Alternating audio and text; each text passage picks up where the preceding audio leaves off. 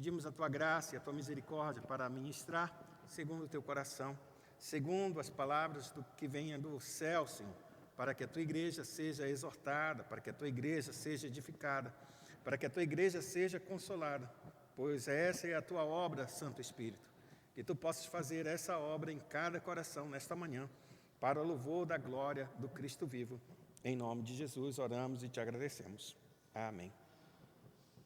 Amados, eu não tinha programado para ler todo esse texto, não, hoje com vocês, mas eu achei por bem fazer isso aqui. E por que eu fiz esse texto? Por que esse texto é importante para nós no dia de hoje? Alguém pode me dizer?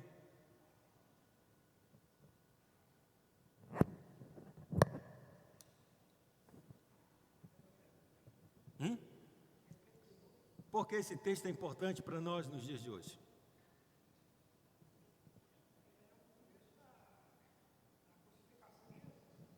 Isso mesmo, Otto. Aqui entra a última semana de Cristo. É a última semana do Cristo vivo.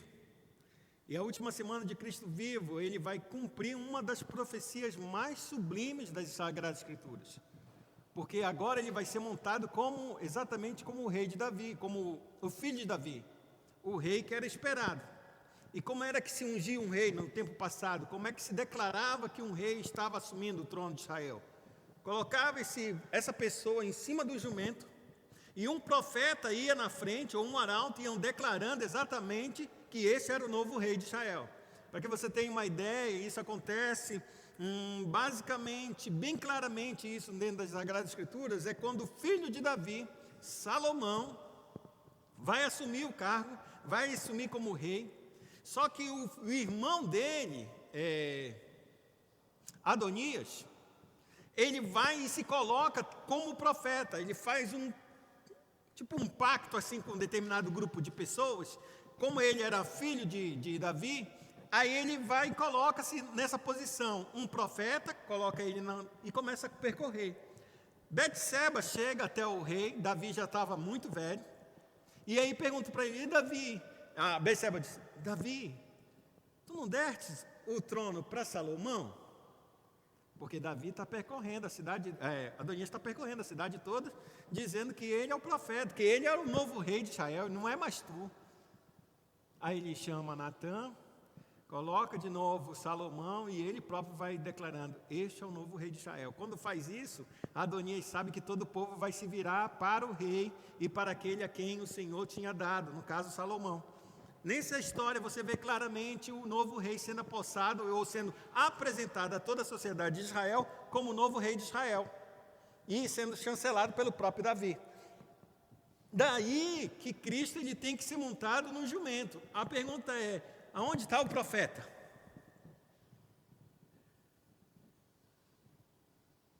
Que vai declarar que ele é o novo rei.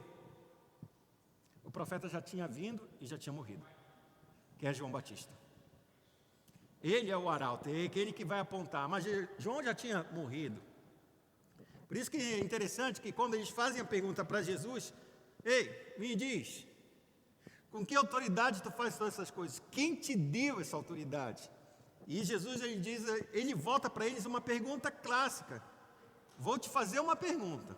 Se conseguires me responder, eu te responderei essa pergunta. E ele pergunta, o batismo de João era dos céus ou era dos homens? E o povo, no caso os principais sacerdotes, eles não acreditavam em João Batista. Por que eles não acreditavam? Porque o povo deixou de sacrificar no templo, para quê? Para poder exatamente receber.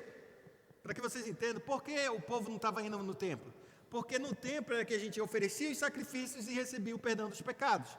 Basicamente era isso que Deus havia estabelecido. Você vai no templo, oferece um animal, seja ele qual for. Se você for pobre, você oferece uma rolinha. Se você tem dinheiro bastante, você oferece um boi. E isso tudo era para quê? Exatamente para perdão dos pecados. Então a pessoa ia lá, oferecia o seu sacrifício e recebia o perdão de pecados. Mas não era isso que perdoava, era a fé dessa pessoa diante do Senhor. Se eu faço somente o ritual como era feito, você tinha a impressão que foi perdoado e nunca foi perdoado. Vi algumas pessoas entregando dízimo ou ofertas aqui. Espero eu que todo mundo tenha recebido da graça do Senhor quando entregou, mas eu não sei. Pode ser que alguns eu disse, eu nunca receberei dessa pessoa, até que ela mude de vida. Está dando para entender? A gente recebe, o sacerdote recebia o sacrifício, mas essa pessoa voltava da mesma maneira como entrou, com os seus pecados ainda sobre a sua vida. Não é porque eu faço o ritual que eu tenho automaticamente, ou seja, Deus automaticamente tem o direito de te perdoar. Não faço. Por quê? Porque é necessário que tenha fé para se fazer isso. E o povo só apenas fez rituais. É isso que tem que fazer, eu vou e faço, acabou. Sem desprovido, que ele é a morte. Que aquele animal que ele leva para ser sacrificado e receber o perdão, era ele que deveria ser morto. Quando essa pessoa não entende isso, ela só está fazendo um ritual. Então ela não tem discernimento a respeito do que faz. E se ela não tem discernimento, não existe fé nesse coração. Não existe fé exatamente de que Deus está recebendo ela por grande misericórdia. Senão ela era para estar morta. Aí, tudo bem, que quando João Batista se levanta, esse ritual ou esse cenário todo está montado e está destruído. Não é todo mundo que é assim ruim. Não é todo Israel que está... Não, a grande massa não sabia mais caminhar. Porque os próprios líderes dali, naquele período, eram líderes muito corruptos, só queriam saber de dinheiro, e dinheiro, e dinheiro, e dinheiro. Parece que não é muito diferente dos dias de hoje. Mas o que acontece? O povo que era sofrido e que tinha fé, ele tinha que fazer isso porque isso era estabelecido. Quando João Batista ele se levanta com um propósito claro que Deus havia dado. O Cordeiro está vindo, não vai haver mais esses sacrifícios, o Cordeiro vai vir. E é isso que o arauto ele começa a proclamar. João Batista ele começa a proclamar muito longe do templo, muito longe do templo. Ele vai proclamar, presta atenção, se eu quero vender algum produto, vamos supor esse microfone aqui. Aonde é o melhor lugar para mim ir e vender esse microfone? Aberta, um de cada vez, senão dá confusão.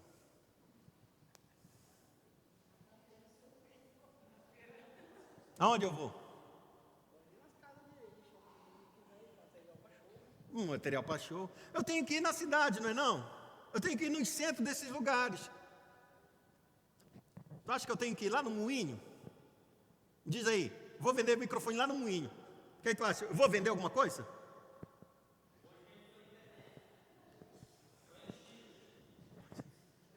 Eu quero colocar uma coisa para vocês. Quando Deus chamou o João Batista, ele levou ele para o deserto. Não, ele levou ele para o lugar mais ermo do mundo. A única coisa que tinha ali era o Rio Jordão. Só. E quem quisesse ouvir a palavra de Deus teria que ir até o Jordão. Se João Batista quisesse fazer alguma coisa, ele teria que ir, tipo assim, no centro, em Jerusalém, no templo, porque quando ele proclamasse, já tem muita gente, aí o povo dividia. Pô, será que está certo, será que está errado? Não, João foi para muito longe. A Bíblia declara que o povo saía das redondezas e iam no deserto ouvir este homem.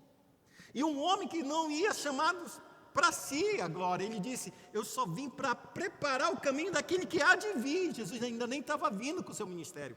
Jesus vai aparecer mais ou menos uns 6 meses depois que João já está com uma multidão, mano. É tão grande a multidão que os sacerdotes lá de Jerusalém enviam pessoas até João Batista no Rio Jordão e perguntam, me diz uma coisa, tu és profeta? Tu és o Cristo? Esse relato está em João, no Evangelho de João. Pode olhar lá, o Evangelho de João, capítulo de 1, capítulo 1, já passando a primeira parte dele, a partir do verso 15 em diante. Tu és o profeta?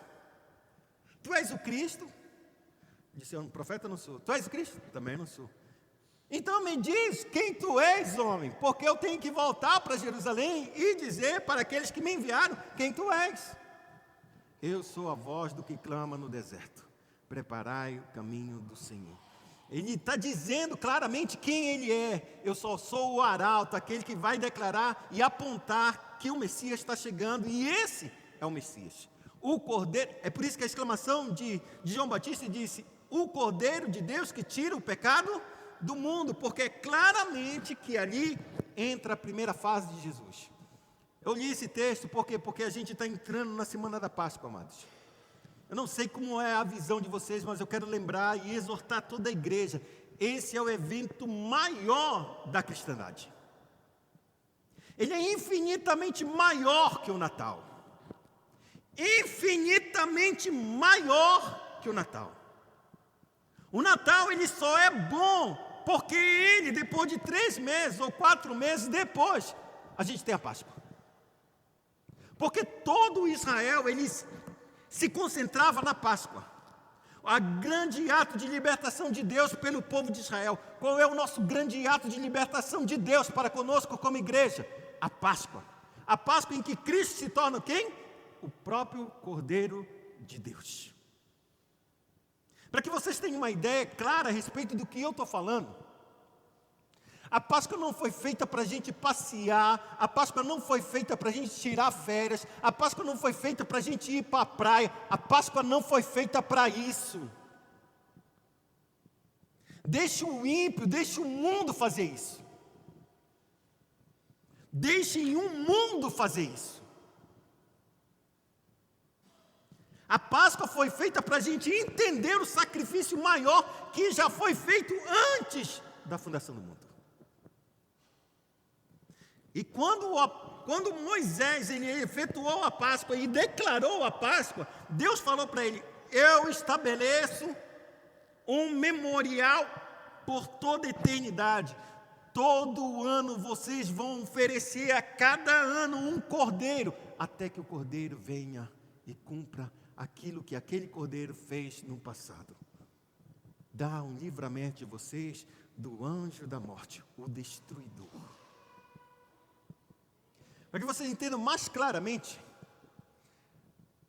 esse advento é o maior da cristandade, porque exatamente remete a gente a entender que a gente só estamos aqui, porque Ele fez isso lá. Isso não significa dizer que a gente vai fazer um tradicionalismo, porque em igrejas como na Europa, e algumas nos Estados Unidos, o povo vem só 2 a 3 vezes ao ano na igreja. E ele vem quando? Natal, Páscoa e Ações de Graças. Quando muito, só vem uma única vez, ou 2 vezes, Páscoa e Natal. Eu pergunto, é válido isso? Isso é igreja? Mas quando a gente que é cristão e está continuamente vindo à igreja, todo domingo está vindo na igreja, que é o normal, né? Que a gente vá todo domingo, tenho dias para me fazer, tenho coisas para me fazer, vou me preparar para isso, vou me preparar para aquilo, eu não tenho tempo para ir na semana. Certo, você é com Deus. Mas Deus disse: buscai primeiro o meu reino e minha justiça, e as demais coisas serão acrescentadas. Responda você, o que você faz com a sua vida durante todo o tempo. E a gente vem todo domingo, e quando a gente chega no domingo na casa do Senhor, existe um domingo ainda mais importante, que esse domingo é um dos dias mais importantes. Por quê? Porque hoje vai ser celebrada a ceia, não hoje pela manhã, só à noite. A gente fez uma alteração, que os primeiros domingos passarão a ser domingo à noite a ceia. E no segundo domingo será pela parte da manhã. Tá bom? Eu olho muito para eles, porque eles podem cear de manhã. Aí, talvez eles estivessem com a expectativa de fazer a ceia hoje, de manhã, eu já estou dando feedback. Domingo que vem não vai se atrasar. É especial. Por que a ceia é especial? Porque é Páscoa. É a Páscoa nossa que a gente celebra, não uma vez por ano, toda vez que a gente se une para celebrar a ceia do Senhor, é a Páscoa. Porém, o evento claro de aquilo que aconteceu, num data específica, num momento específico que Deus estabeleceu, o dia do perdão dos pecados, que seria a Páscoa, para que o povo entendesse que a sua libertação aconteceu. Por isso que, como igreja, a gente tem que colocar esse evento muito forte no nosso coração, muito forte mesmo, para que a gente entenda, a gente tem muitos feriados para você brincar, para pular, para dançar, seja o que for que você... Isso é a Páscoa, amado. O mundo para ver filme de Jesus, que não sabe nem o que é. Vai para um cinema ver a paixão de Cristo e chora, sabe nem o que é. Mas nós somos igreja, nós sabemos o que é. Pelo menos deveríamos saber. Deveríamos saber. Deveríamos centrar e dizer, não, Natal é bom, mas a Páscoa é infinitamente melhor. Sabe por que as pessoas gostam mais do Natal do que a Páscoa?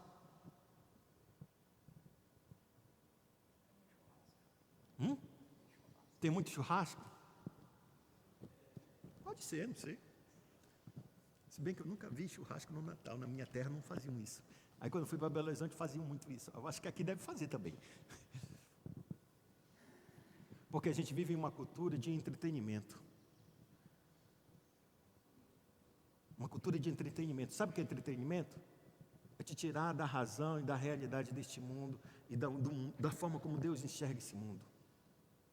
Porque quando eu estou numa festa, eu não penso nos meus problemas.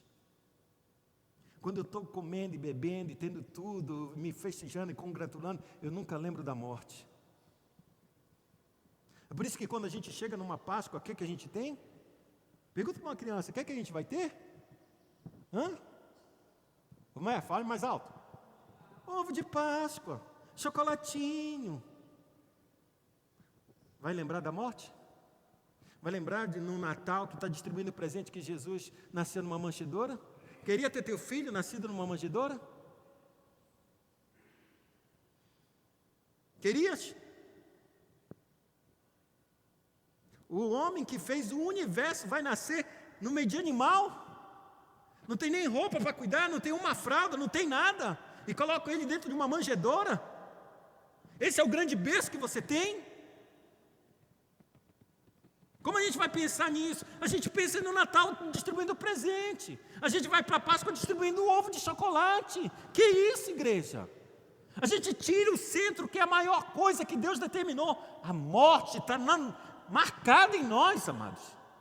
E tudo que o mundo faz é exatamente nos tirar disso, da reflexão dessa morte.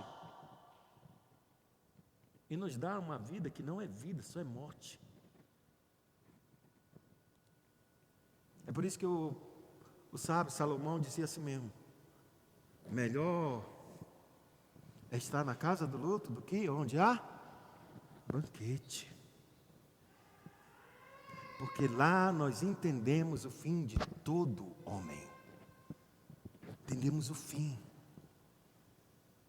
É isso que Jesus ele vai fazer quando ele sobe em Jerusalém, ele vai entrar em Jerusalém. Ele senta num jumentinho, o povo começa a declarar: Hosana, bendito aquele que vem no nome do Senhor, bendito o filho de Davi, o rei está chegando, o rei está chegando. O povo que aclamava Jesus era um povo que queria ser liberto dos romanos, não dos seus pecados. Entende por que o pecado, às vezes, dos homens glorifica a Deus? Era verdade que ele era rei? Era. Era verdade que era bendito o filho de Davi? Era. Mas a motivação que eles declaravam essa realidade era totalmente errada e ímpia. Porque Jesus não veio libertar de romano. Ele veio nos libertar do poder do pecado e nos livrar da ira de Deus. Jesus entra. Quando ele pergunta qual é a tua autoridade que tu faz essas coisas, ele volta para João Batista. Porque se a gente não consegue reconhecer isso, o que eu vou dizer? Que a minha autoridade vem de Deus. Os homens foram até João Batista e declararam, João Batista apontou, ele é o Messias, ele é o Cordeiro de Deus que tira o pecado do mundo. No final das contas, o povo não sabia responder, disse, não. O medo diante da realidade faz com que a gente treme e se esconda na nossa hipocrisia, como eles se esconderam. Não sabemos se é de Deus ou se é dos homens. Se a gente quer é de Deus, a gente vai dizer, por que tu não creste e não foste batizado? Não precisava oferecer mais sacrifício não, era só te batizar, porque o teu perdão dos teus pecados estava sendo alcançado. Mas a gente não pode acreditar nisso não, que a gente está num ritual de sacrifício. Se a gente disser que é dos homens, aí é o povo que vai matar a gente, porque todo mundo acredita que João Batista era profeta. Não sabemos. Então Jesus, também não te digo com que autoridade faço essas coisas, quem me enviou. Mas ele vai dizer isso. Ele vai dizer no dia em que ele é pego, ele é escorraçado, e pergunta a última palavra do sumo sacerdote: me diga agora, tu és o Filho de Deus? Te conjuro que diga a verdade. Naquele dia, ele vai dizer: tu dizes. Mas agora, a partir de agora, vocês vão ver o Filho de Homem assentado à destra de Deus. Nossa, blasfêmia. Aí terminou a crucificação, aí vai embora. Por isso que eu estou querendo colocar a igreja, que vocês comecem a ter senso a respeito disso, desse evento. Porque há uma semana Jesus ele ia para a cruz. Uma semana de festa, ele foi recebido como é o rei, é o rei, é o rei. 7 dias depois, maldito homem, miserável, enganador, a mesma multidão.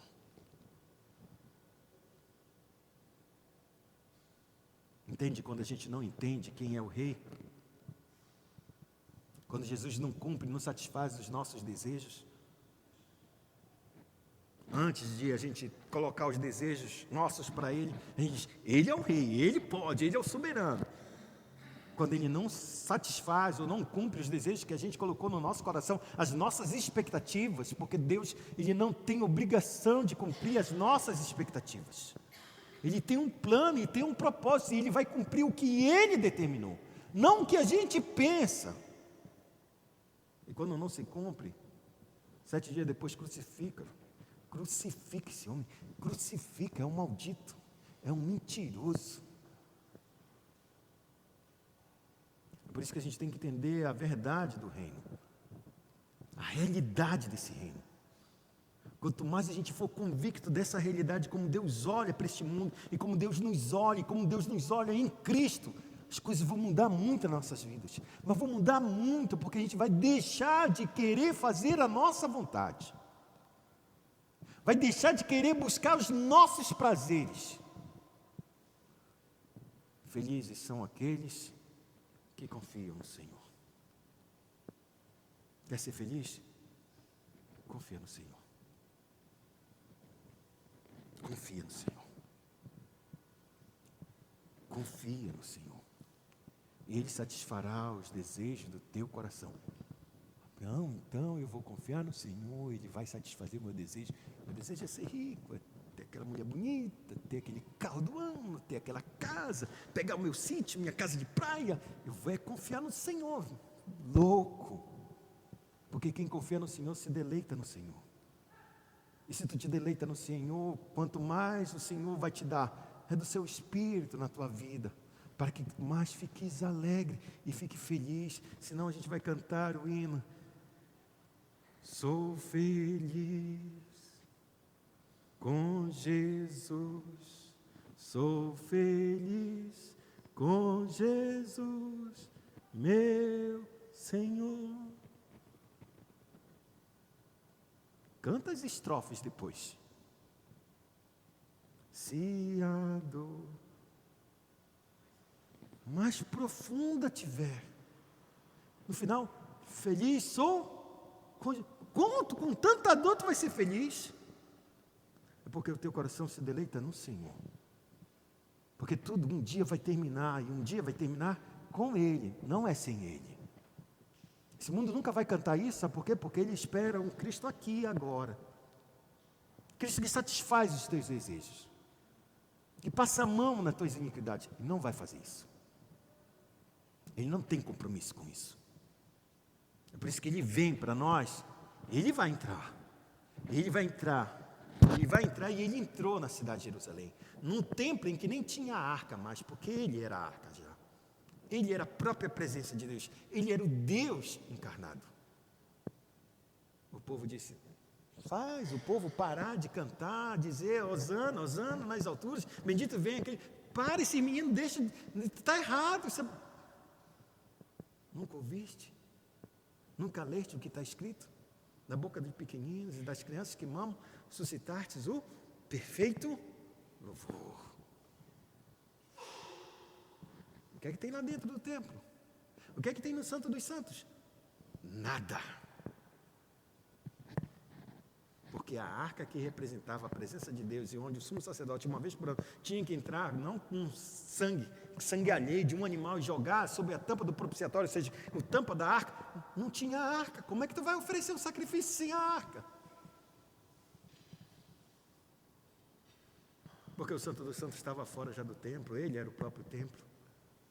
Deus, em toda a sua providência, ele liberta o povo, mas o povo, cego como está, ele continua fazendo seus próprios rituais e não entendendo que Deus se caminha por fé, por aquilo que Deus ele está mexendo nas nossas vidas. Por isso eu queria exortar a igreja a entender exatamente a respeito disso. Estamos entrando na última semana. Se a gente tivesse nos dias de Jesus, a gente estava talvez celebrando Jesus entrando. E talvez depois de 7 dias ou 6 dias a gente estaria lá dizendo: crucificam, ele é um maldito, ele só faz enganar a gente. Não pense que você seria diferente, porque você seria igual como todos os outros, porque muitos se frustraram com a pessoa de Jesus. Não com seus milagres, mas com exatamente aquilo que eles não estavam preparados para entender. Dito essas coisas, quero falar para vocês que na sexta-feira a gente vai ter uma reunião 3 horas da tarde, melhor dizendo, às 14 horas. A gente vai fazer o culto das 7 palavras que Jesus emitiu naquela cruz. Por que as 7 palavras é tão importante, Abraão? Porque as 7 palavras vão constar as últimas 7 palavras que Jesus falou antes de sua morte. E a morte, para uma pessoa, as últimas palavras dela testificam quem de fato ela foi durante toda a sua vida. As últimas palavras de uma pessoa são as palavras mais importantes da vida dessa pessoa. Porque se você sabe que você vai morrer e você está iminente à morte, eu vou me preocupar com o que a pessoa vai ouvir ou deixar de ouvir, se vai gostar ou não. Eu vou falar, eu vou morrer, vai me matar. Estou a 2 minutos de morrer. Então eu vou falar tudo que está no meu coração. Por isso que essas 7 palavras elas vão testificar exatamente quem é esse Cristo. Queria convidar você para estar aqui sexta-feira às 14 horas. A gente vai estar fazendo isso, essa reunião, essa celebração. Que você possa se colocar diante de Deus e a gente possa ir. No domingo de manhã vai ser o domingo da ressurreição. No domingo a gente não teremos essa escola dominical. O culto vai começar às 6 horas da manhã. Eu pedi aos irmãos que seria às 5 horas. Mas irmão, não, é muito cedo e tal. Oxe, o povo miserável.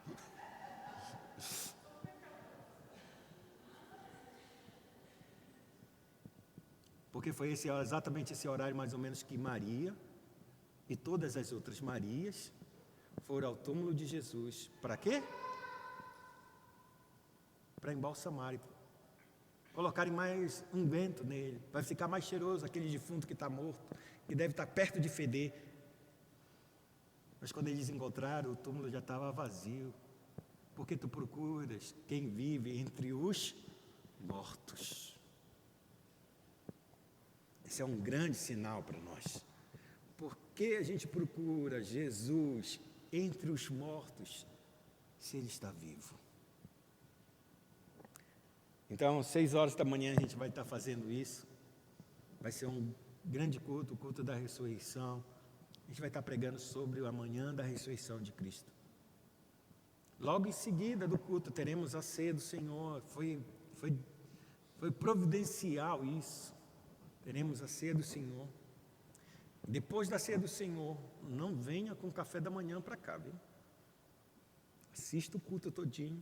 E depois você vai aqui com a igreja tomar um grande café da manhã junto com todo mundo.